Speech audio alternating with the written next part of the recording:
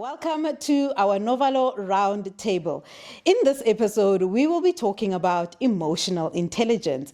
And we have with us experts who have been in learning and development and also talent recruitment, who have really seen what are the professional competencies that one requires in order to succeed in the world of work. But not just that, we also then have young people who are currently starting their journeys within their careers. And they're going to share with us what are some of those emotional challenges that they've had right at the beginning of their careers. And of course, hopefully at the end of this, they will then have the right mindset to go forth and ensure that they can have a successful career and know how to manage their emotional intelligence. Welcome to yet another episode of the No-Valo Round Table. In today's episode, we will be discussing emotional intelligence in the workplace, especially for those young people who are just starting out their careers and they have no idea what to prepare for when it comes to emotional intelligence. As you always know, I am not alone. I have amazing guests that are joining me today, and I'm going to ask our guests to please introduce themselves. And I'll be starting with Michael over here. Michael, please introduce yourself. Thanks, Tuli. So Michael Wanjalani, I'm the founder and CEO of Exponential Growth, and we're a talent development, capability development company. Right, awesome. I'm Jenny K. Mategu, and I'm an audit trainee doing articles. It's been fun so far, so yeah. Awesome. I'm Masi Maguga. I am a qualified chartered accountant working in financial services. I have about 10 years experience in the learning and development of young professionals. Yeah. Awesome. Cool. My name is Dihoro DK Matabata, and I'm currently a trainee in the FMCG industry. Okay, so as you can see, we have a great mixture of industry experts and also young people themselves to give and some of their thoughts on what they've currently experienced when it comes to the world of work and emotional intelligence. So sometimes, very often, people think that technical skills are the most important thing. Michael, in what you've seen right now, how far is emotional intelligence playing a role in young people's professional life? So Tuli, probably one of the most important skills for any young person who's going to be coming into the working environment. It's your ability to understand yourself and just the way you react to situations, but also the way that you engage with people. And if you think about any organization, it doesn't matter what industry that you're in, you're going to be required to work with people. So you best think about building that capability or that skill. No, that's very, very true. And you know, your career is just starting off. Yes. And I'm going to ask the same question. What has been your most emotionally challenging moment in the place of work now that you've started? I'd say more not taking things personally. He's like not really putting my emotions in my work. Like I just have to, when I walk into work, emotions outside the door. Nothing is personal here. No one is out to get me. It's fine. Let me not take things personal that, oh, this is me. Or no, just I'm here for work. And if it's like a criticism that I'm getting, let me not take it too hard. Let me just say, okay, this is about my work. And then that's it. I think it's something that I'm learning now to say, oh, okay, no, Tuli's not really out to get me, actually. Like, this is not about me.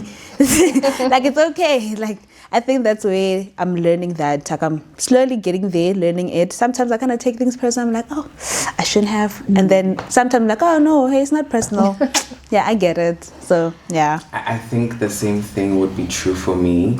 I think another thing that has been a bit challenging has been vulnerability, and I think that's important when you're building relationships, especially with the people that you work closely with. I think it's important for you to be able to be vulnerable with them about where you're at with your work, how confident you feel when it comes to taking up like certain tasks. So that has been a bit challenging, and I think I've had to remind myself that asking for help is not a weakness. Oh, yes. And I should allow myself to say that, you know, I'm not confident with this. How do you feel about it? I need some help when it comes to this. So those were some of my most challenging moments. Oh, yeah. Okay. True. And now let's get to the golden oldies, those who've been, who've been around longer. Massey, what would you tell your first-year trainee self about emotional intelligence? Sure. I think I would say you need to know yourself very well. You know, you need to know what your triggers are, because it then helps you to navigate the space very well in terms of also learning what the other person is feeling or thinking. I mean, I'll make an example with myself personally. I think I've learned very early in my career that I'm not a person who likes to be told what to do. And I don't know where this comes from. It's probably because of being raised by a strict parent who would always tell you, wash the dishes, you know. So I think I've learned that I really get triggered by someone telling me what to do, especially if I'm already thinking of doing it. So I think just that helped me in navigating the space to be able to be proactive. So before my manager actually tells me to do something, I've already done it. So I think it helps with just navigating the space, just knowing yourself well enough to know what really triggers you and how am I going to manage that so that it doesn't affect the relationship that I have with my managers. Okay. Bringing in those triggers from home and from our childhood programming. Michael, if you look back, I mean, you started working very early on, you went straight into it. And reflecting now, when it comes to emotional intelligence, what would you tell 18-year-old Michael about it in the workplace? Don't be afraid to fail. And I think, especially if you've just come out of school, you've either passed or you failed. There's kind of like no in between. And I guess when you go into the working environment, it's okay to fail. Yeah. And I think that you need to be kind enough to yourself to be able to allow yourself, you're not going to get it right the first time. It's the first time you're doing this. So only through practice and that. So if I was to look back, I would definitely say, like, don't be afraid to fail. Another thing that comes to mind is managing expectations. I think that early on, if I look at my career, so now you perhaps required to deliver something, but now you're not meeting or managing that expectation like properly, whether it's timekeeping, just arriving early, or that, let's say you are running late. Like, the person is not upset with the fact that their delivery is late. They're upset that you didn't tell them their delivery is late. So I think that would be words to 18-year-old Michael. Don't be afraid to fail and manage expectations. People are actually more resilient and kind and that than you think. So don't be afraid to say what might be wrong. And, you know, often there are some other challenges that play a role in how we show up in the world of work. And some of these are, you know, you might have imposter syndrome or pressures that you put on yourself. Dikoro, what are some of the challenges that you face coming into the world of work that you have to that you started having to work on to say, maybe this I should not carry? I think it goes back to the vulnerability thing. Like, I think I used to really struggle with that, but then I've learned to find my feet around that and just like open myself up to people. Obviously, you can't be opening up yourself to everyone. You need to find the right people to be able to say certain things to. But then that has helped me with so many of my other things, because in those conversations or those one-on-ones I have with them, then we get to address all the other things that like I might be falling short on. Yeah. And what have you witnessed, Massey, with the young people that you've worked with? What do they carry that generally actually affects how they perform and how they show up when they come to the world of work? I think definitely fear of not knowing what to do when. I mean, as you come in as a young professional, as a graduate, you don't necessarily know the systems, and you don't know whether if you're pressing a button, you're actually deleting the entire file. So, you know what I mean?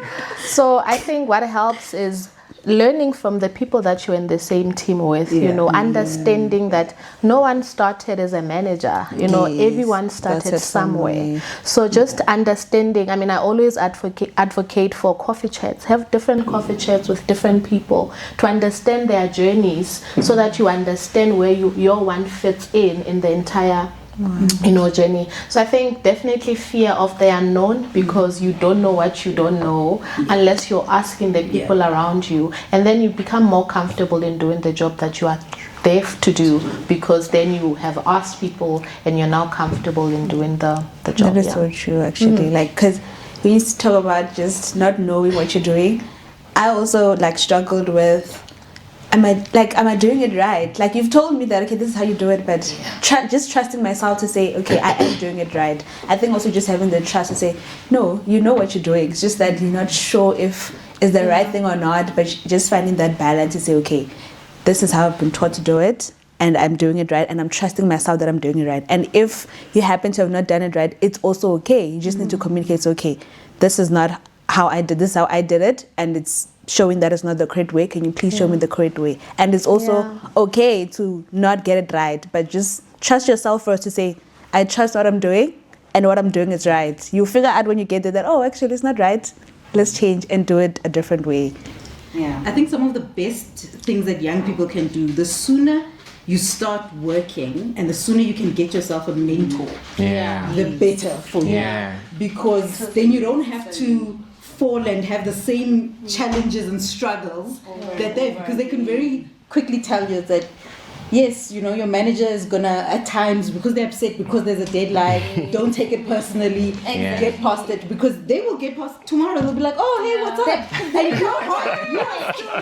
your heart is still like, I'm still holding a grudge from Monday because you didn't speak to me a certain way. Whole time, in this person's mind, they're not even there. Yeah. And you've been holding on to it, saying, oh my God, I don't like how you talk to me.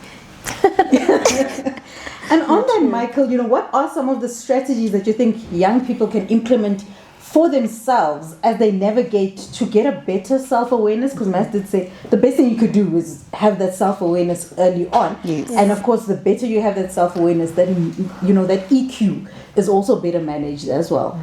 Yeah. If I think of vulnerability that Deborah had mentioned, if you are vulnerable, you allow the next person to be vulnerable. And it actually even just kind of opens that door. I know we're talking about imposter syndrome. And imposter syndrome, when you're talking about what can I do when I'm perhaps feeling like an imposter, like, do I actually belong here? Like, am I getting this right? What I've learned is people who are concerned and worried about doing their work well usually do it well. So imposter syndrome shouldn't be something that people necessarily run away from or that. In the beginning, if you think about it, and there's this model that comes to mind, unconscious incompetence. Yes. I don't know that I don't know, and then I would move into conscious incompetence. So I know, but I still don't know how to do. And if you think about artificial intelligence, for example, in the beginning, and then you move to a stage where you are consciously competent, and then the fourth stage is where you really want to get to, where you're unconsciously competent. Like, I do it like riding a bike, like driving a car. The only way that works or that happens is through deliberation, through practice. So you're never going to get it right the first time. You have to be prepared to fail. And also when you fail, I think it's important to know how to get yourself up when you fail. Like, be able to accept the failure and own it and be okay with it, and just learn how to move from the failure. Because I think sometimes we hold on to that one failure, like, I messed this up this one time. It eats you up inside. Now you're also failing on other things because you're still holding on to that one failure. I think also just learning to move on from the failure, it's something that's a good skill to try and have. Jenny says something interesting over here. So you've failed, and let's say it's like somebody who's stabbed you in the back or in on you. What you're doing is that you're taking out the knife and then you're continuing to stab yourself over and over again. And it's like, don't do that. You're killing yourself, exactly. Like, just take it out and throw it away and start healing and move on. No, that's very true. And I mean, an important part of this whole EQ, especially in the workplace, really boils down to communication. Because it's, how are you able to express yourself in those moments of vulnerability or in those moments of being upset or stepping away also, because that also then influences and affects how you respond, how you will communicate on something. So Mercy, in your experience, what have you noticed as the strongest communication or that somebody can have? Because often young people think if this is the loudest person, clearly they are the star. But sometimes it's in the ones who are listening, who are first getting an understanding that there's the greatest strength. And what would you say to it? I think for me, I think being able to be backed up by the knowledge that you have helps you communicate better. I mean, I think I've seen like many a times where young people have a lot to say, but not necessarily have the content to back it up.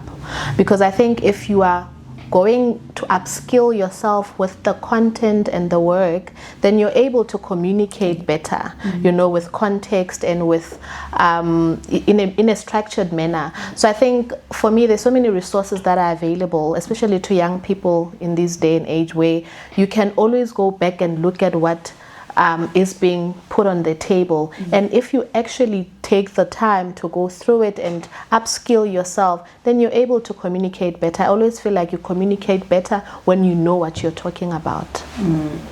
And what do you think that you are you the loudest person in the room, or the quietest person in the room? I have my day. Okay, majority I'll say the loudest. Okay. And then I have my days. I'm like, okay, let's just keep quiet and see what's going on. But also I'm more of just talking to people. So I just talk to people. I will walk in the car and talk to the partner like I've known them my entire life.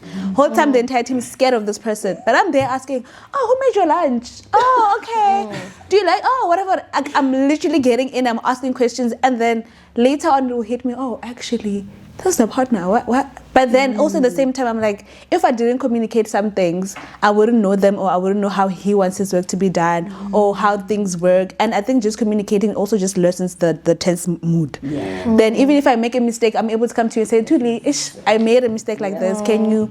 But if I'm scared of you, now I'm going to make a mistake. I'm going to sit with it. And then later on, now you're going to find out obviously about it. And I could have communicated it a long time ago and we could have fixed it. But because I walked in and said, let me talk to Tuli, let me find out. How's Tuli like? Whatever. And now I'm comfortable to come to you and talk to you about anything. So I don't know, I'm just generally someone who just communicates to people. So I'm always advocating, just talk to people. It doesn't even have to be anything that is like serious about work related. Just ask them about any general thing. Just create that whole flow of communication. So that next time when you need to communicate something serious, you're not really like scared. You're not like, how do I approach this person? Try to feel out, can I approach Macy? Is she approachable? Is she, you know? I think reading the room is very important because people don't like to be addressed the same way. So you need to look at people and then just try to find out how they would like to be communicated to. And then most times you'll get the kind of result that you're looking for. But you also need to, it's a learned thing. You don't just walk in on the first day of work and you start going in. So the social context to what she's saying is important, is that you need to start building relationships, talking to people for you to know where everybody is. But I think to my point, you're also confident to approach if you've got something to say, you know, because you're not worried that the partner might ask you something and you don't necessarily have context. So I think it also comes with, you know, what you know and what you can bring to the table and to any conversation for that matter. Mercy, you say something interesting there, because if I think about the concept of small talk, your ability to have small talk, I think it's such a missed opportunity when you're unable to do that. And I think what Mercy's saying, that go and practice, go and prepare, go and read up, do your homework around this thing. It'll give you something to talk about, and that is what's going to set you apart from the next person. Talk is important. We don't have to always be talking about big things, the economy, how we can change the world. Like just small talk, like very little small talk. Then you build up from the small talk, and then you get to see this kind of person. They talk like you know, and then you can gauge and see that, okay, when it comes to Macy, this is how I talk to Macy. When it comes to Jehoro, this is how I talk to me. And then, And, you know, with that, Michael, there's this transition, because when it comes to EQ in the beginning, it really is more about, or it will feel more about managing my own emotions and so forth. But if you're going to grow and you're going to want to become a leader, it also becomes more about the other people. How do you regulate yourself with other individuals who are very, very different? And what do you think is that important transition that a young person, from being tasked, you are just doing, you're a trainee or you're a graduate, and you are just being tasked to, at some point I'm going to become a second year and I need to lead a first year, or I'll be a third year, I need to lead a second year. That will help you transition in that from just my emotions to there's other people now actually involved. There's that famous saying, know thyself. Yeah. And if you're able to really understand yourself, what triggers you, what gets you going, what doesn't, you are already in a really good position to address or engage with someone else. True. So if I was to think of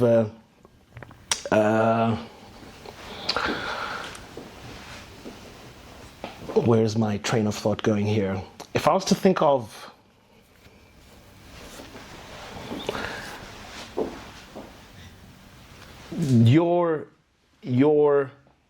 if we think about engagement, okay, so if we talk about how employees, especially here in South Africa, they're talking about 30% of individuals are disengaged. Now, if you're moving into a leadership position, we talk about engagement, and there's almost a missed opportunity to inspire people. And I think that if you're going to be doing that transition from being an individual contributor or being a specialist or that, how are you going to be able to have the demeanor, that you can inspire other people? Because I think that's a large part of leadership. And I think that one of the things that you can do to do that is service. How do I make sure that my MO is to be of service to the next person?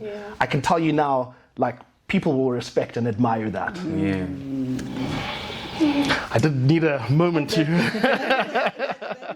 Because your most inspirational leaders that you've worked with are ones that you want to work for, and not necessarily the person who just whips out the whip every time to say get things done like this. And that's a genuine, because I'm willing, and in the past, if I'm inspired by my leader and they say, can you just help me an extra hour, an extra 2 hours, you're like, sure, we are in this together. I will help you. And when a person leads like that, I think it influences you a lot in the kind of leader that you become to be, and how you explore treating other people, essentially. Because the worst thing that can happen, and I'm going to bring this to Mercy, what is the worst response to a situation that you've seen a young person have?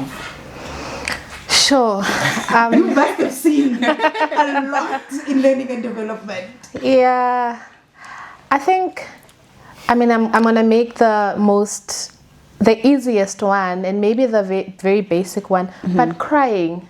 Yeah. I understand we are all human beings and we have our emotions, but the worst thing that you can do in a situation is cry, especially in a professional environment, because then it almost affects everyone's emotion as well, or maybe just affects the situation on how it needs to be managed. Because the moment someone cries in a meeting or in a disciplinary or whatever the case may be, then everyone doesn't know how to behave. Do we then stop the conversation and not provide the correction, because then you're emotional and you're crying? So I think having to know that those situations will come, and just finding ways to navigate. Go cry in the bathroom. Yes. Get yourself together. Yes. And you come back with a straight face. Yes. Nothing happened. Yes. So I think not, just go back and come back and, cry when you get home, cry to your parents. But in a professional environment, I think the worst thing that you can do is to cry in a situation where there's correction or there's anything, conflict, for example. Yeah, because it's so layered and so complicated, and that I think about it, and the reason I've cried, and it's okay to cry. Yes, in the sense okay. of No, we are all definitely. emotional beings. But I think what's important to what Massey is saying is that step away. Yeah. You know, I spoke earlier about know when to step away from a situation and quickly. And I've literally been in a situation where I could feel that the emotions, and I'm like, Yes. excuse me, Yes. I'll be back. Because it's also, I don't want to hand over the power. Yes. Like cry in front of a manager, and if they are narcissistic and Whatever, they're you're toxic, giving them power you to are say, giving I'm so winning. much power, and in any context, and then to somebody who perhaps was a leader, but then empath, you are disempowering them Yeah. as well, in the sense of now I can't correct you because Now, you're you pulling know, to my heartstrings. Now what has happened, and then the motherly part comes out. So it really it goes both it ways. plays a in the lot of sense things. Step away. Feel what you need to feel. We're not saying don't feel, Yes. but it's Feel. really important to understand. Let me step away. Even if you're sitting in discipline and be like, can I just have 5 minutes? I'll be back. And even sometimes, like, I'm feeling myself getting emotional. I just want to step back for 5 minutes I'll be and back. really give Yeah. an adequate answer or an adequate Absolutely. response. I would like to believe that we are more human than just like Yes. everybody. Respect that more. Yes, I the fact respect that that you're more. wanting to get your stuff together before we proceed with the order of And I business. think like the misconception about being in a professional space is that you need to always have your stuff together. Like you need, and that is not true. We actually are humans. We have emotions. I'm not gonna always be at 100%. You're not gonna always say something that I'm gonna like, or a situation that is gonna favor me. Sometimes it might not favor me, and I might have those little breakdowns where I need to like, I'll be back. Let me go pull myself together, and when I come back, I'm gonna come back here like nothing ever happened. And I think if you can't step away, just slow down. Yeah. Just take a minute. Like it's not that urgent. Because I think for me, whenever my manager would have like a big reaction to something, I would want to respond quickly. But then maybe just let her have her reaction, and then when she's done, you're just like, oh yeah, the reason this is happening is because of this. That allows you to also think of an adequate response to a situation instead of just reacting, because you don't know what's going to come out. So just calm down, slow down, and then respond to the situation. There's nothing as worse as being entry level, and you want to meet your boss as a bull, and now you have 2 bulls. Oh my God. Kelly, your career is just started. You can't have 2 bulls in a crowd here. Might just end. So Tuli, one of my favorite lines at the moment, and they say context is king, and I say context is the entire kingdom. It's the entire kingdom. And that just means that things will be situational, and it's not like one size fits all or like a blanket approach. And I guess that's the emotional intelligence, being able to read things. You need to be able to read people, Yeah. like, because I have a manager also, or my partner, if ever like they're reviewing something, and then he gets to a point where he's not understanding what's going on, then he starts shouting. I'm like, speak English. Like you're speaking accounting words. I've learned them, I know them, but now in this situation, I'm not processing them. Yeah. Speak English, I will give you the answer. The mental gap happens. Yes. My father's shouting at me with accounting. Exactly. And I'm like, just speak English, I'll give you the answer. And then so, okay, fine. I want this and this. I'm like, oh, okay, here it is. You see, now when you were speaking the accounting words, I couldn't hear you. Because we're all just, emotions are high. You're shouting because you're not getting something. I'm getting frustrated because I'm like, but I think I did it, but I'm not sure. But because we're all just, emotions are high, now I don't know what you're talking about. I'm panicking. I don't remember anything. So I'm like, just speak English, like in simpler terms, and then I'll tell you if I do have what you're asking or if I don't. like that. Because once you start panic, I have a mental block. I don't get anything. I don't understand anything. I don't remember anything.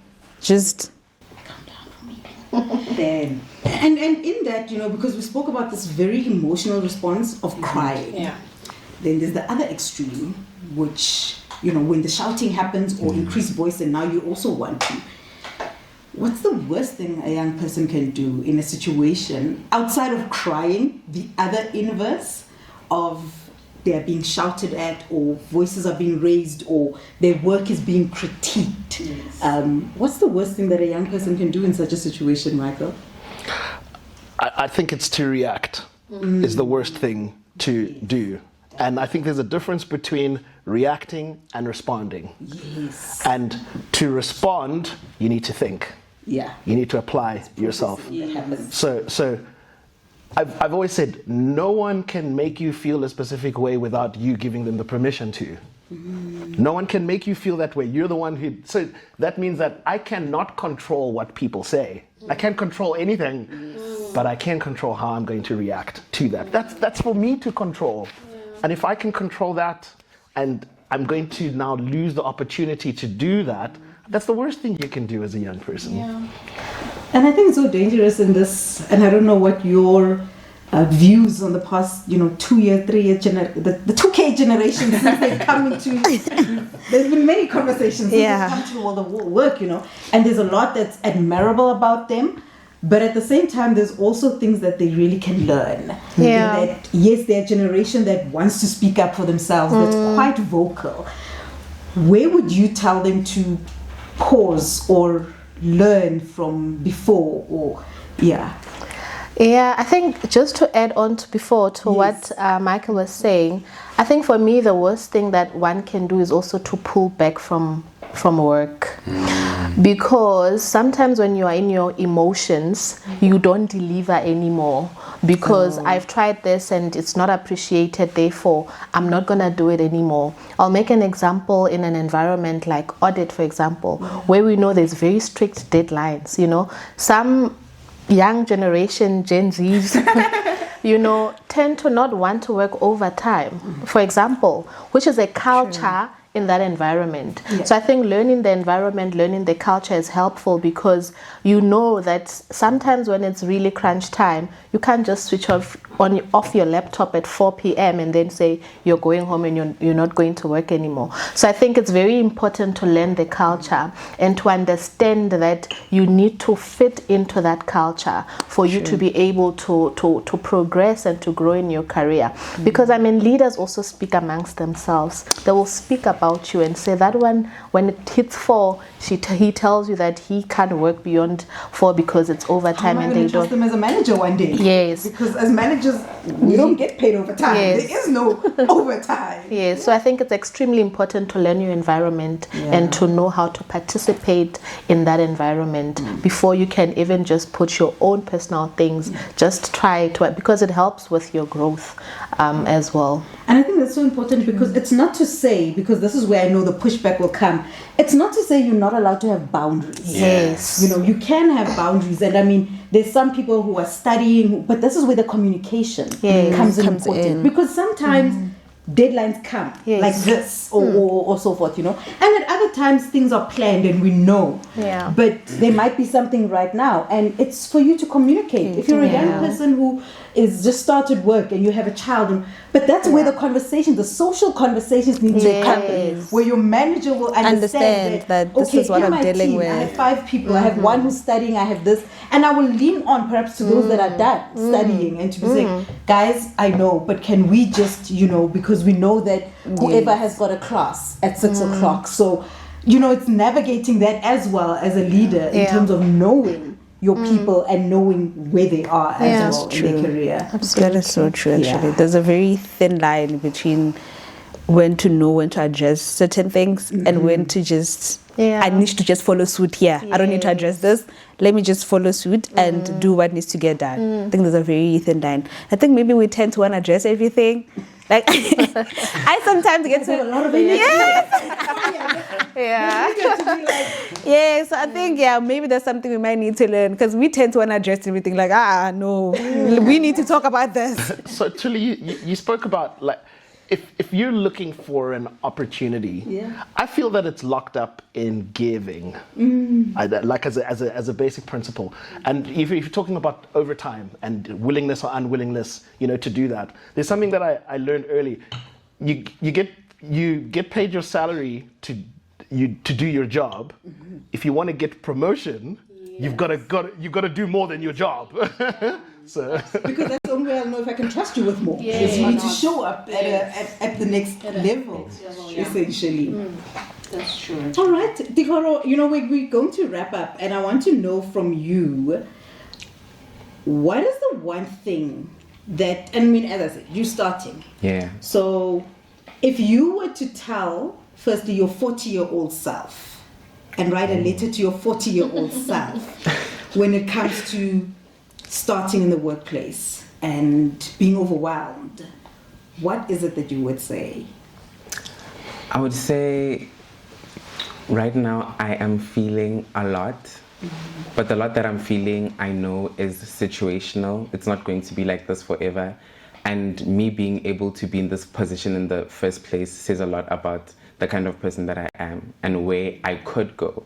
So I just say, even though everything is happening, I know I'm going to get through this, and in the end, I'm going to get the kind of success that I know I'm meant for. The privilege of opportunity, eh? Yeah. The privilege of hard work. Trust that there's a privilege in where I am right now as well.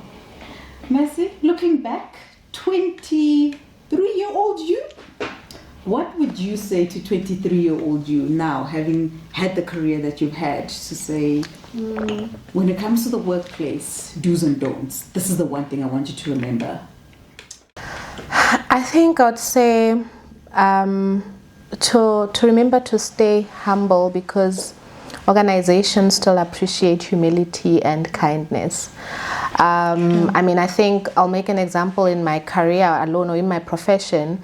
They've completely done away with the technical knowledge, because the fact that you're able to pass the exams means that you can show up for any role. But I think what's important is the professional skills. So I'd say work on your professional skills, Mercy. Work on your personal skills, how you interact with people. Continue to show humility and kindness, and that will get you through. Because a lot of leaders, when they speak about their stories in those social conversations, you get to learn that people actually still have their humility and they are still kind. So I think that's what I would say to my younger self. Yeah. Jenny, you got the question? 40-year-old Jenny?